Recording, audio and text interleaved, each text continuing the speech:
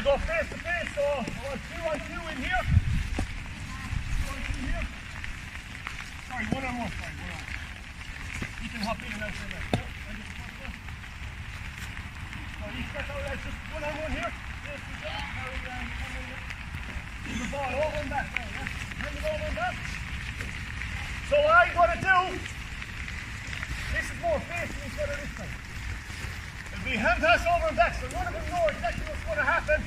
When I blow the whistle, the next person that gets the ball has to get down through the opposite channel. So Harry would have to get through white, Cameron would have to get through blue. So they're moving, they don't know where it's going to go, they don't know who's going to tackle.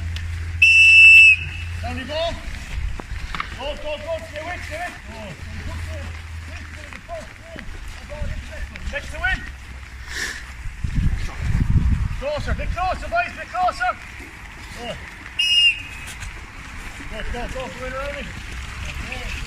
In we go, cut.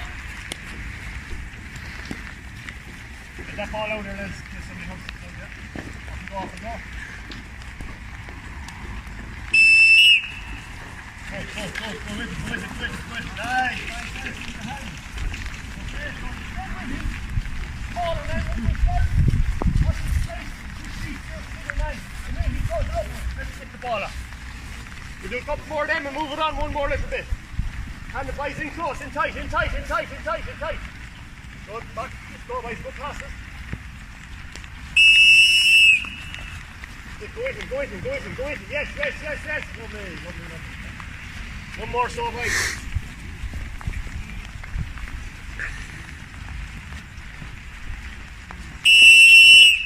Yeah, nice footwork. And good.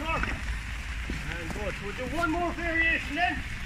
And that'll be me done, and we'll have a chat about it after. So, can I get 2 on 2 now? So 2 facing 2 in the middle like we were just doing. So one here. 2 facing them, yeah?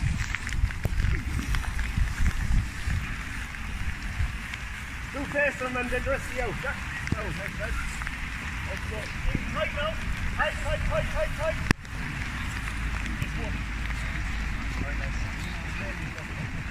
Right, so the ball is just going to go around, across, over, so they're going to keep the ball moving, staying where they are, on their toes. Keep the ball moving, let's go, boys. Okay, so when I blow the whistle, whoever has the ball at that time must go to the end. So again, like what we were doing, the other 3 need to stop him getting there on his own. So they have to be, somebody has to be with him. So boys, when you get it, you have to get to the other side. And 3 tackle then. 6, go. Good. Here we go again. If you want to swap in, get 1 out. Or sorry, keep 1 in. Let's go. Go, boys, good kick. Move it. Good. 6. Tackle him, don't let him through. Good.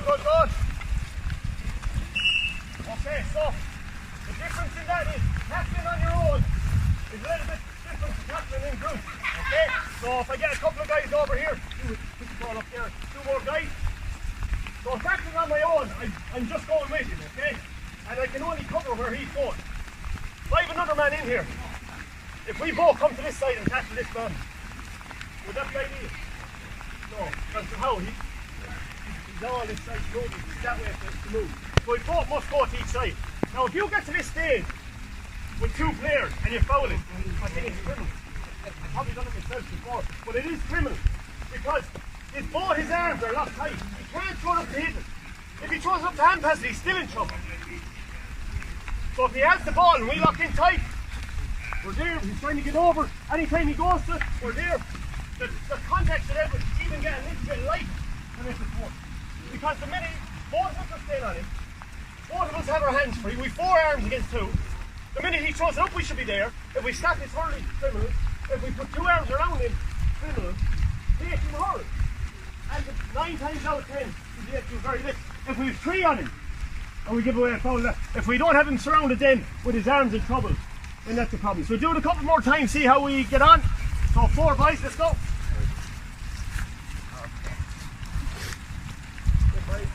Quick. 2 on 2, in tight. Remember, it's 3 boys out, take it off him, or go with him.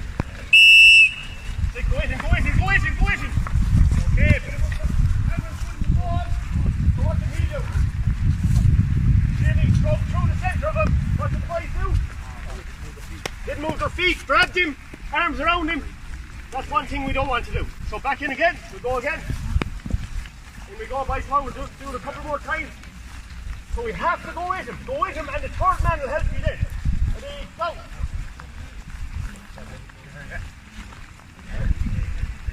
Okay, go on again, right? Now go with him, go with him, go with him, go with him. Come on, boys, 3 there. Yeah, there's no pass, you have to get to the end. One more. So there's no passing, it's you have to get to the end. Get the ball going. Go. Yeah, hang on. Go again, right? Go with him. Come on, boys, make it there. Oh. Okay, you go. So if you want to spin around for a second with questions and observations and just on that, I'd like to thank the boys there that give you enough more than come out here and try and do a few drills, okay? I'm myself would kind of keep it quite simple. And again, what Niall is doing there, you lead it onto possession games, more decision-based training. What I'm saying there, I think even 13s, 15s, I even think to 21s, thinking about that dynamic movement. The minute you get the ball, your decision should nearly be in your head after 3 or 4 steps. This is what I'm attempting to do now in this play. Tackling then is very, very subjective, down to body type, down to how many people are around, down to where the opponent is with the ball, down to our referee. Okay, so really subjective. But for me, it's so a child knows what a foul is, and that you as the adult accept what a foul is as well. Because I know we're all on the sideline, me included, roaring in the ref, jeez, it wasn't a foul. And maybe most of the time it was a foul.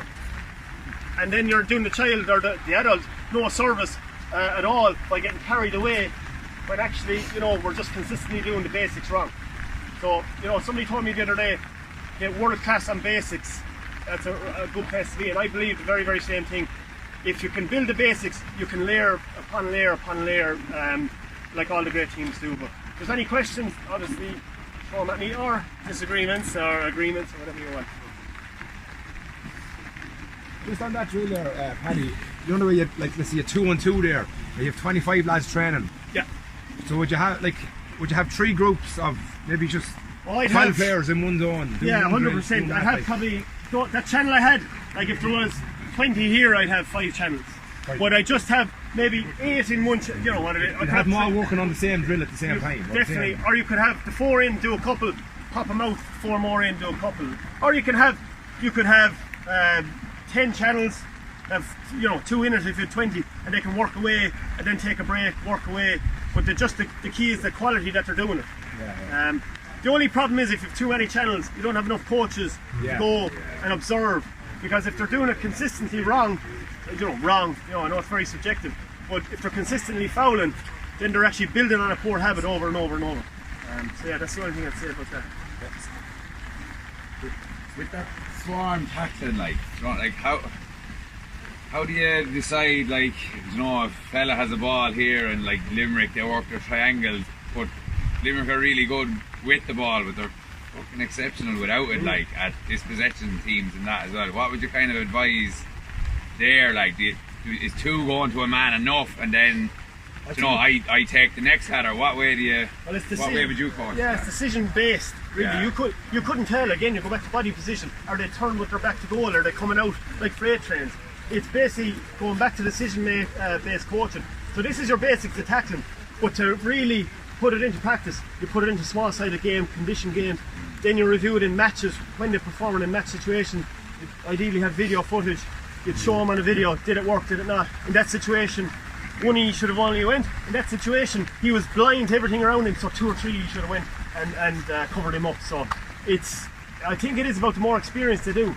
So if you're doing contested drills like that, they're starting to realise, okay, we had success doing that. Whereas if you're not doing tackling in training, we're not doing it effectively, we're not doing the small side of game, then really they're not getting the experience to ever realise what success actually was. So I Just to jump in on that, Paddy, I think there's not a speed element to their tackle. They don't just, Paddy gets the ball and we all go straight to it. It's a slow drift, and then it's green starting to get in your periphery vision. You know, narrow down your angle. They almost force you to the sideline, which is another tackler if you want. So they don't ever rush people, because if all you want is that step in, now you're gone. Whereas it's a slow kind of a drift, and then once you fumble or get a little hesitation, now they get on you hard, and then they're cutting out the support play maybe as well. So it's just working as a unit. As Paddy said, that takes time. You have to build a session where it's a slow burner and try to build it up from there. And have you any tips as well, say, like to turn that, say, like I think you've done a piece on Ballyhale, is it? That they always leave 2 players out, like, you know, that if you work hard and you win that ball back, that everyone's not beside each other, that you actually have someone to throw it out to. Like, is there any good ones to sort of work on that? It's hard to know. It's timing. There's a lot of elements, and we can really go deep in on technical issues. But it's how quickly you can address, right, Paddy's getting the ball, oh, he's after dropping it, now you go hard.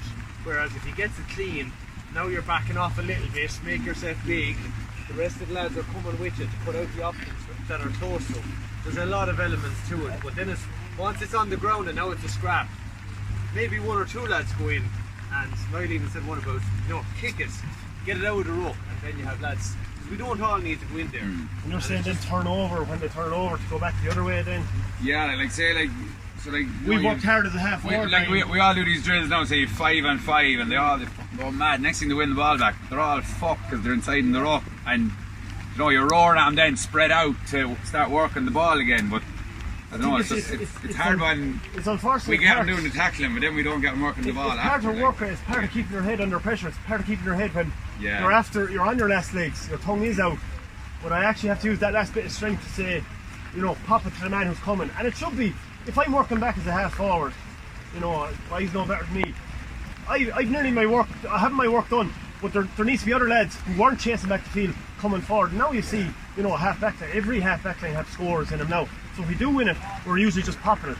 And that's the easiest thing to do, is get a ball and pop it out to the next man who's fresh. So it's about keeping the head, retrain it. Johnny, do you remember when you got that ball, you worked so hard, you turn, you hit it down the field. Don't you do it next time? Keep your head, look around you, your first 3 steps, pop it on, and then we'll move the ball into the area we want to next. But it's, again, then you have intelligent players who do it naturally. So it's just about reinforcing as well as that.